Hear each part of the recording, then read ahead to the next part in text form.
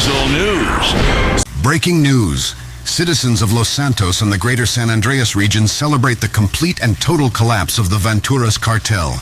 In tonight's special edition of Weazel News, we will go over everything that led to this terrific victory. We start on Monday the 22nd of May. Carlos Juarez, who was the man behind the Little Seoul subway massacre, told authorities that a man by the name of Hector Javier was the leader of the Vanturas Cartel. Upon further questioning, Carlos also explained that Hector Javier had a yacht last seen off the coast of Palomino Highlands. Carlos also stated that Hector had a contingency plan in place, just in case authorities got too close to him. With this information, the U.S. Navy began gathering intelligence and drawing up plans to seize the yacht and arrest the occupants on board. By Thursday morning, 5 U.S. Navy SEALs seized the yacht and arrested everyone on board, including the captain. Once the captain was put into custody, he told authorities that about 40 minutes before the yacht was seized, an emergency evacuation helicopter arrived to pick up Hector and 3 other high-ranking associates of his at the request of a man by the name of El Rubio. The helicopter was allegedly en route to Cayo Perico. With this information, the U.S. Army loaded up a helicopter and began the chase. By the late afternoon, the Army managed to close in. Once alongside Private Ford, Foster was ordered to shoot at the back rotor blade to bring the helicopter down.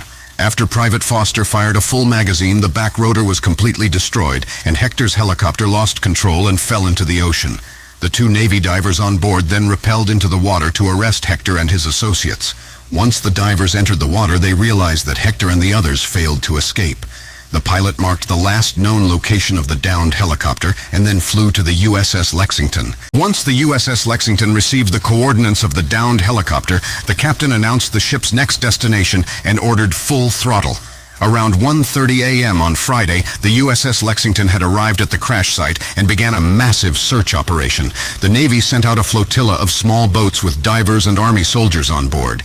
Unfortunately, the diving search became increasingly complicated and dangerous due to a large 5-meter swell that rolled in. In response, the Navy decided to use 2 Kraken-class submersibles to continue the search.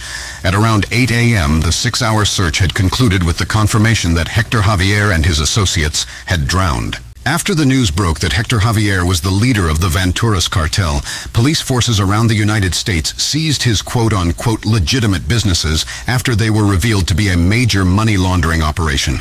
Some of these businesses include nightclubs, casinos, arcades, and even the 707 Vespucci office tower was seized as it was under Hector's name. Police seized the office after an intense gunfight and found several $1 million of unmarked cash and weapons. Across the United States, remnants of the cartel are surrendering, seeing that it's a lost fight. And now a tribute to our dear friend Tom, who was an unfortunate casualty in this war. You may now rest knowing that your killers have gotten justice. Plus, you were better than Bob. We love you, Tom. Goodbye.